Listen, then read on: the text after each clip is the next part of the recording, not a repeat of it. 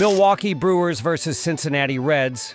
It's the opening game of a weekend series on the diamond between a pair of NL Central teams hoping to build positive momentum in the land of Skyline Chili as the Milwaukee Brewers open up a three-game set with the Cincinnati Reds Friday night, and Milwaukee swept a three-game series from Pittsburgh, including a 12-5 triumph in the series finale Wednesday in their previous contest.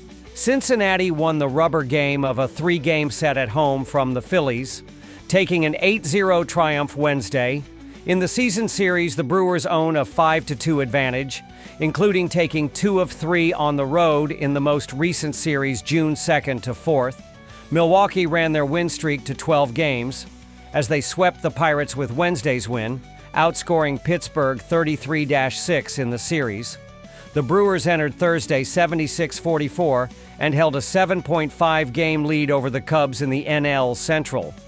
Against Pittsburgh Wednesday, Milwaukee finished with a dozen hits as Sal Frelick, 4 runs, 2 RBI, William Contreras, 4 RBI, Christian Yelich, 3 RBI, and Joey Ortiz, 3 runs, 2 RBI, each had a pair.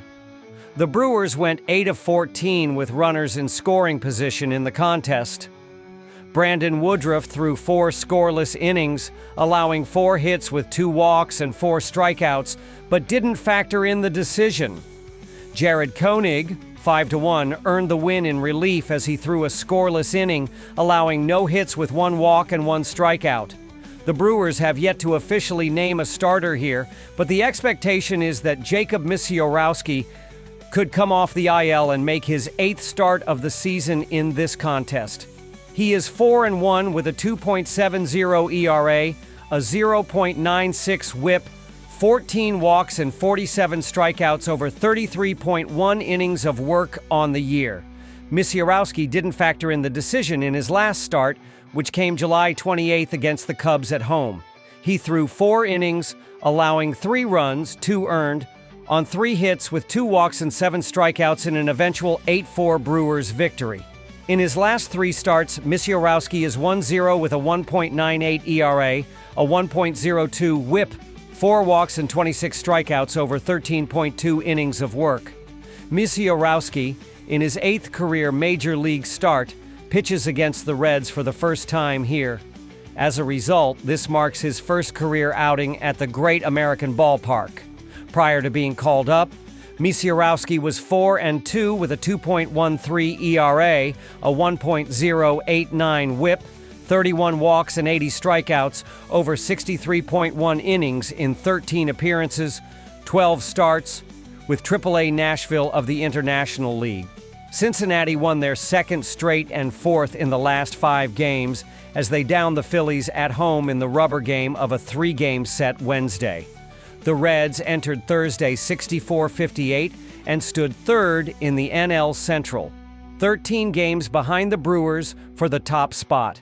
They were 1 game behind the Mets for the final wild card spot in the National League playoff picture. Against Philadelphia Wednesday, Cincinnati finished with 10 hits in the game as Ke'Bryan Hayes run, Noelvi Marte run, 2 RBI, Miguel Andujar run, 4 RBI, and Elly De La Cruz, 2 runs, each had a pair. Andujar, his 9th a grand slam, went deep in the win for the Reds. Hunter Green, 5-3, threw 6 shutout frames, allowing 3 hits with no walks and 6 strikeouts in his first start since June 3rd to pick up the win. Nick Martinez gets the call for the Reds as he makes his 27th appearance, 24th start of the year in this contest. He is 10-9 with a 4.49 ERA, a 1.188 WHIP, 33 walks and 97 strikeouts over 136.1 innings of work on the year. Martinez earned the win in his last start, which came against the Pirates on the road Saturday. He threw 7 innings, allowing 1 run on 4 hits with 2 walks and 4 strikeouts in a 2-1 Reds victory. In his last 3 starts, Martinez is 1-0 with a 2.93 ERA, a 0.91 WHIP, 4 walks and 11 strikeouts over 15.1 innings of work. Martinez makes his 10th career appearance, 6th start against the Brewers in this contest. He is 0-1 with a 4.00 ERA, a 1.167 whip, 11 walks and 28 strikeouts over 36 innings of work against them. Martinez is 12-8 with a 4.21 ERA, a 1.185 whip, 31 walks and 126 strikeouts over 147.2 innings of work in 38 career appearances, 21 starts at the Great American Ballpark. While the Reds have pushed into the wild card chase and have won 4 of their previous 5 entering this one, facing the Brewers is a daunting task. Milwaukee has been sizzling with 12 straight wins, and they have been the hottest team in the majors over the last couple of months. Even if Misiorowski doesn't go here or has a truncated start, Milwaukee has a deep pitching staff and a quality bullpen that will hold opposing lineups in check. In addition, the Brewers have a prolific lineup that piles up runs, especially when they are on the road. After analyzing both teams, my pick for this match is Milwaukee Brewers ML. Drop your thoughts and predictions in the comments box. Miami Marlins versus Boston Red Sox. The Miami Marlins 58-62 and the Boston Red Sox 66-56 will fire up a 3-game series of interleague play on Friday. Miami needs to finish up their series in Cleveland on Thursday, as the Red Sox have the day off. This is the only series between these teams this season. Miami will start Sandy Alcantara, 6.55 ERA, with Boston sending out Lucas Giolito, 3.77 ERA. The Miami Marlins are in contention for a wild card spot in the National League, but they won't be for much longer if they keep losing 80% of their games as they have for the past week. The Marlins dropped their last 3 in a series against the Braves and split their first 2 games on the road in Cleveland. They are now 6 games out of the final wild card position, with plenty of work left to do. They broke out of their slump on Wednesday as they had 17 hits and 13 runs in a big win over the Guardians.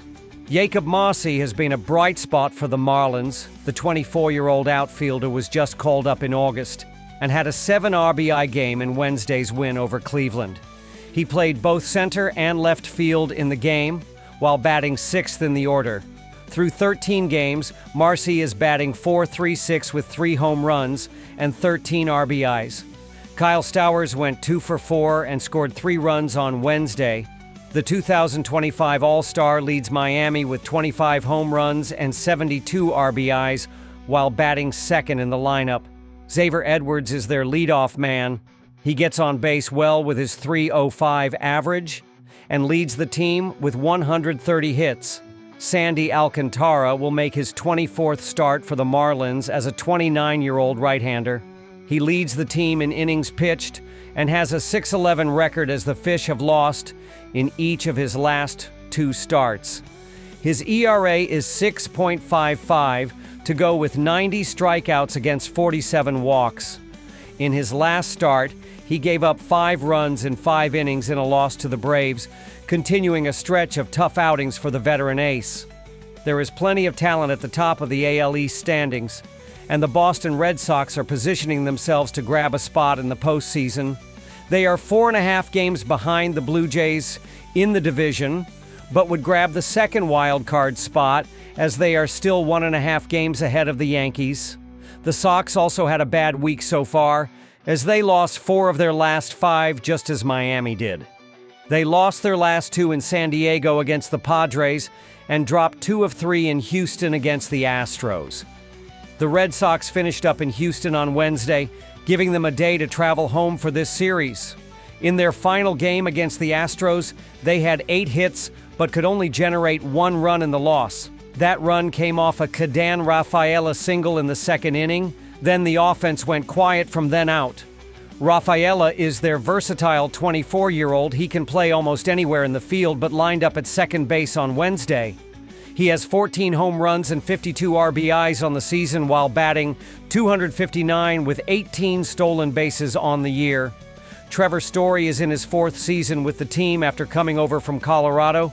The shortstop has 18 home runs and leads the team with 75 RBIs while taking the cleanup spot. Lucas Giolito will make his 19th start of the season as a 31-year-old right-hander. He has a strong 8-2 record, with the team winning in 3 of his last 4 starts. His ERA sits at 3.77 with an 82-33 strikeout-to-walk ratio. In his last start, Giolito gave up 4 runs in 4.2 innings in a loss in Houston. Despite that setback, he has generally been a reliable presence on the mound, using his fastball changeup combination to keep hitters off balance and give his team quality chances to win. The Red Sox hold a clear scheduling advantage in this matchup, coming off a challenging stretch against tough opponents out west, but benefiting from a day off to regroup and rest their bullpen. Meanwhile, Miami must grind through one more game in Cleveland before traveling, leaving them with less recovery time and potentially a taxed pitching staff. Both teams have dropped 4 of their last 5 contests, but Boston owns the better overall record and will have the benefit of playing in front of their home crowd. Adding to that edge, they're sending the stronger starter to the mound. Miami's Sandy Alcantara, once among the league's elite arms, has struggled mightily this year with a bloated 6.55 ERA and a 6.11 record, lacking the sharp command that made him so effective in prior seasons. Boston counters with Lucas Giolito, who has been far more reliable, posting an 8-2 record with a superior ERA and a stronger strikeout-to-walk ratio, keeping hitters off balance with a mix of velocity and off-speed pitches. With the rest advantage, home field edge, and the more trustworthy arm on the hill, the Red Sox are well positioned to secure the win. After analyzing both teams, my pick for this match is Boston Red Sox money line. Drop your thoughts and predictions in the comments box. Detroit Tigers versus Minnesota Twins. On Friday, the Minnesota Twins will host the Detroit Tigers at Target Field, and this is the 4th series of the season between the AL Central rivals. The Tigers won 5 of the previous 9 games, and the series is tied 5-5 over the last 10 matchups. The over-under was also split 5-5 in those games. Detroit, 70-52 SU, 58-64 RL, and 63-52-7 OU, won 2 of 3 against Chicago AL in its previous series. The Tigers are 5-5 in their last 10 games. The over went 7-3. Detroit will turn to veteran right-hander Charlie Morton against Minnesota, hoping he can rebound from a rough outing. In his last start, his second with the Tigers, the 41-year-old surrendered 6 runs on 7 hits while striking out 10 in just 4 1/3 innings during a loss to Los Angeles AL. For the season, he is 7-10 with a 5.48 ERA and 1.53 WHIP over 25 appearances, 111.2 IP, split between Baltimore and Detroit, including a 3-6 record with a 5.80 ERA and 1.57 WHIP on the road, 49.2 IP. Despite his struggles, Morton's experience and strikeout ability could give Detroit a fighting chance if he can limit the damage early. Detroit broke out in 2024, winning 86 games in the regular season and riding a blistering 31-11 surge into the division series. For a proud franchise and city, it was exactly the type of season the fans had been waiting for. The Tigers stormed out to the division lead and were one of the hottest teams in MBL through the first half, thanks to timely hitting, strong pitching, and an energized clubhouse. However, recent results haven't been as promising. Since the All-Star break, Detroit has gone just 10-14, struggling to maintain the same consistency at the plate and on the mound. That slide has allowed Cleveland to creep back up in the AL Central standings, putting pressure on Detroit to rediscover their early season form if they want to secure another playoff berth. Minnesota, 56-63 SU, 57-62 RL, and 52-59-8 OU, wrapped up a series with the Yankees on Wednesday. Showing flashes of both strong offense and inconsistency, the Twins are 5-5 in their last 10 games. The over was 7-3, relying on timely hitting to stay competitive while looking for more stability from their pitching staff. Minnesota is expected to start righty Jose Urena on Friday against Detroit. In his last outing, 3.0 innings pitched versus Kansas City, the 33-year-old surrendered 1 run on 3 hits and 4 walks. He has a 4.97 ERA and 1.62 WHIP in 11 appearances, 25.1 IP, including a 3.27 ERA and 1.64 WHIP at home, 11.0 IP. Urena has shown better command in home starts, but his tendency to issue walks has put him in trouble, making efficiency and control key factors if he hopes to give the Twins a solid start against a division rival. The Twins had a solid run in May, compiling an impressive 18-8 record and briefly looking like legitimate contenders in the American League playoff race. However, their momentum completely stalled as summer rolled on, with the team collapsing since then to post just a 25-36 mark. Injuries, inconsistent pitching, and a lack of timely hitting have all played a role in the downturn.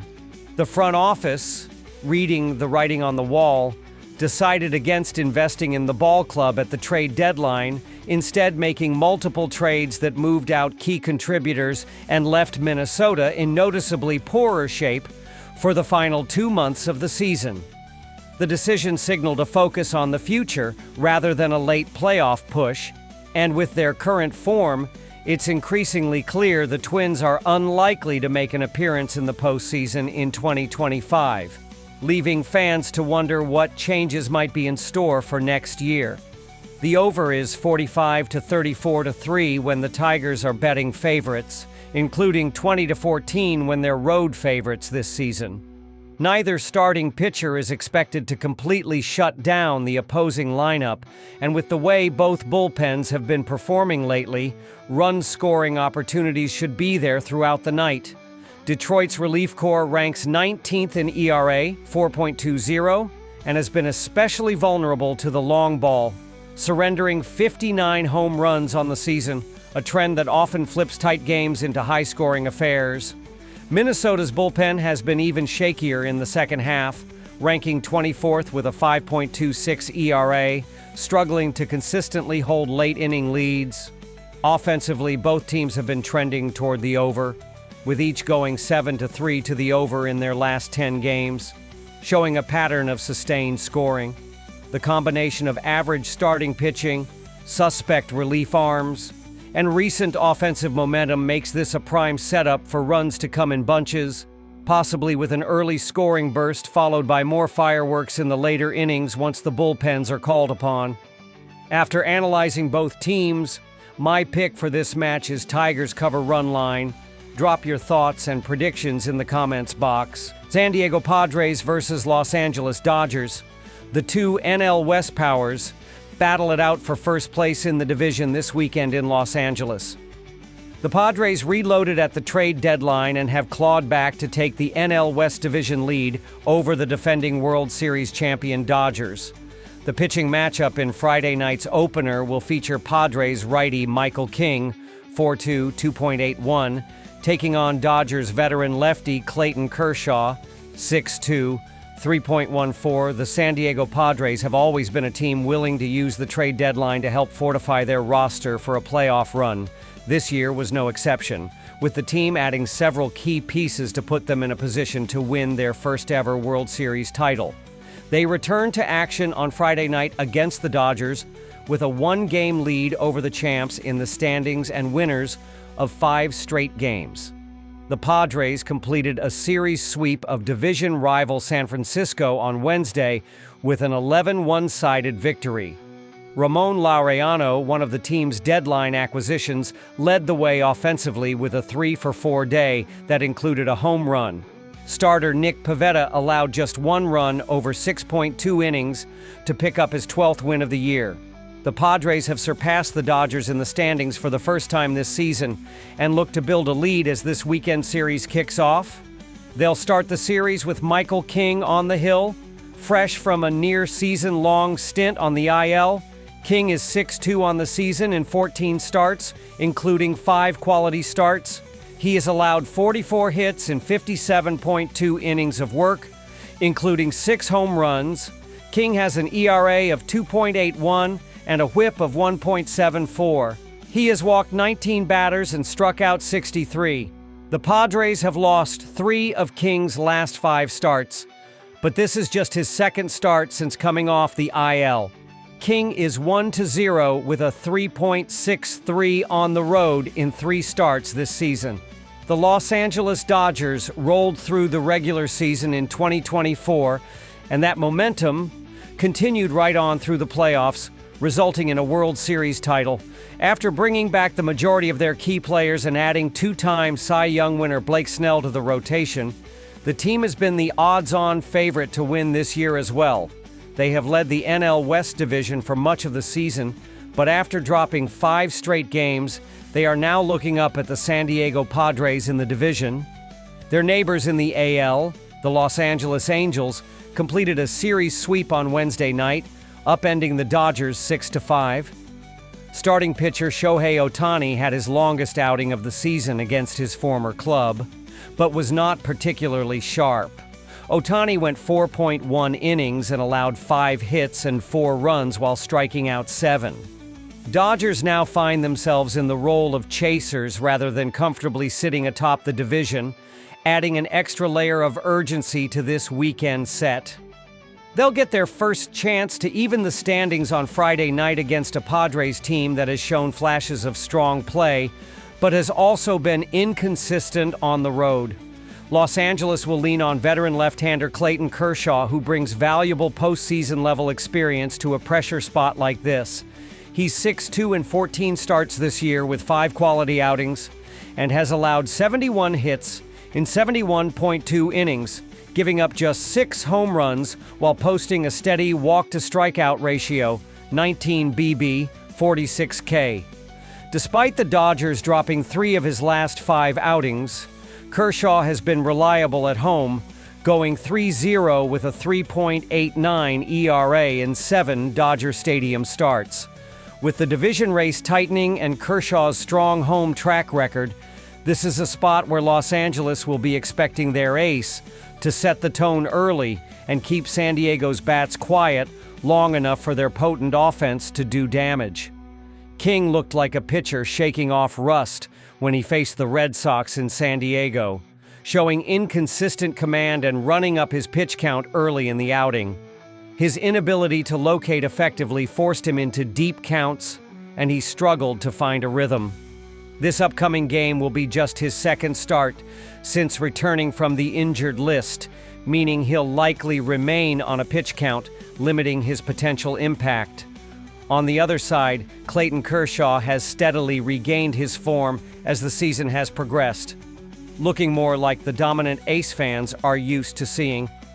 He has pitched at least 5 innings in 4 of his last 5 starts and has been particularly strong at Dodger Stadium, boasting a perfect 2-0 home record with a 2.57 ERA. The Dodgers have also won 4 of Kershaw's last 5 outings, a testament to his ability to set the tone early. While San Diego does possess an elite bullpen capable of shutting down late rallies, Los Angeles has the offensive firepower to strike in the early innings and build enough of a cushion to pull out a close, hard-fought victory. After analyzing both teams, my pick for this match is Dodgers ML. Drop your thoughts and predictions in the comments box.